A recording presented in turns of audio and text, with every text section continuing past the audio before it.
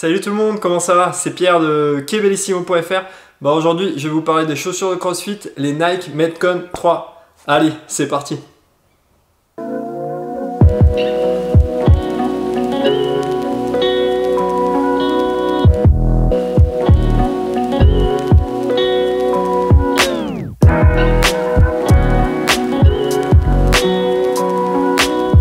Alors, la principale caractéristique des Nike Metcon 3, c'est que ce sont des chaussures super polyvalentes. En fait, elles vont offrir suffisamment de souplesse et d'amorti pour pouvoir faire tous les exercices comme la course, les sprints, tous les exercices à poids du corps, la corde à sauter, tout ce qui est sauter, faire des grimpés.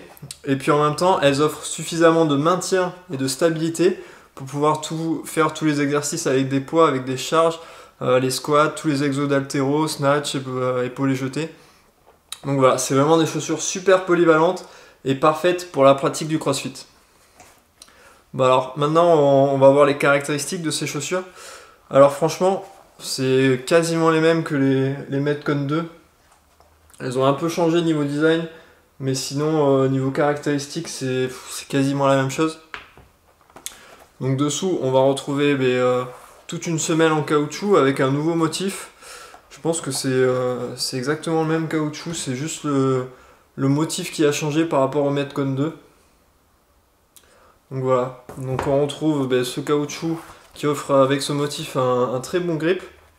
On le retrouve sur toute la semelle de la chaussure et puis il remonte là sur les côtés pour permettre une meilleure accroche lors des montées de corde. Ensuite, si on se déplace vers le talon, comme sur les Metcon 2, on retrouve ce petit clip là à l'arrière. Hop, si je prends les Metcon 2, ce petit clip là qui va vous permettre lors des HSPU contre le mur de ne pas abîmer la chaussure. Il n'y a que ce petit clip qui va frotter. Et en même temps, quand vous allez utiliser par exemple les rameurs Concept 2, je sais pas si vous voyez les accroches, mais ça va bien se caler juste en dessous de l'accroche. Et c'est vraiment parfait, vous allez avoir une chaussure qui tient bien au rameur. Et pas de question que le pied se barre pendant que vous ramez. Donc voilà pour l'arrière de la chaussure. Au niveau du talon, on retrouve un très très bon maintien, une très bonne stabilité. Là grâce à cette partie là, qui est par contre, c'est différente sur les Metcon 2. Elle s'arrête en fait. Là ici il n'y a plus le maintien. Mais je sais pas trop comment ça marche. Ça reste plus rigide encore que sur les Metcon 2. Donc voilà, ça offre un très très bon maintien au niveau de la cheville et puis vraiment un talon vraiment super rigide, super solide qui va pas s'enfoncer lors des exos comme les squats, les soulevés de terre. Donc voilà, très très bonne chaussure pour tous les mouvements d'haltéro.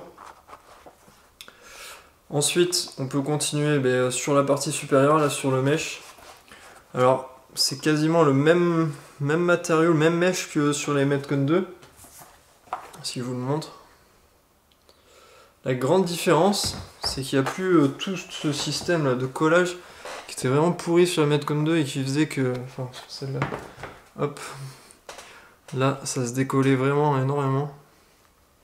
Il y a toute cette partie là qui se décollait, qui se barrait en couille.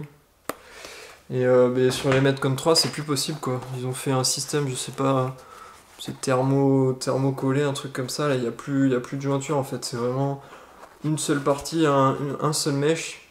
C'est vraiment à mon avis super résistant. On va plus y avoir tous ces soucis de chaussures qui tombent en lambeaux. Donc voilà, ça après la partie c'est la même chose. Au niveau de la languette, c'est la même languette que sur les Metcon 1, 2. Voilà, sur le 3, la languette toute fine, qui fait bien le taf. Niveau des lacets, je suis un peu déçu, ils sont plus cheap que... Ils font vraiment bas de gamme par rapport au lacet des Metcon 2 qui étaient pas mal. Là, ça fait vraiment lacet bas de gamme. À l'intérieur de la chaussure, on retrouve le laçage là qu'il y a sur le côté pour offrir encore plus de maintien. Il faut défaire les lacets, je vais vous le montrer. Et ouais, je pensais pas que ça y était sur les Metcon 2, mais si c'est déjà une caractéristique des Metcon 2. Je sais pas si vous allez bien voir. Sinon je ferai un petit zoom à la vidéo montage, là il y a des lacets. Ça fait comme une sorte de cage qui englobe le pied pour encore plus de maintien. À l'intérieur, On retrouve la super semelle que fait Nike. Donc voilà, semelle intérieure. Ça fait vraiment beaucoup de choses là sur les caractéristiques. Vraiment super souple à l'avant. Et bien rigide avec un drop à peu près de 4 mm. Enfin voilà, vraiment une super semelle intérieure. Niveau amorti, souplesse, comme j'ai dit au début, ça convient pour les petites sessions de sprint ou de course que peut y avoir dans les WOD. Bien sûr, vous n'allez pas faire un marathon avec ces chaussures. Elles sont plus souples sur l'avant que les Metcon 2. Les Metcon 2, c'est vraiment super rigide. Donc vous verrez, il n'y a vraiment que le départ qui bouge.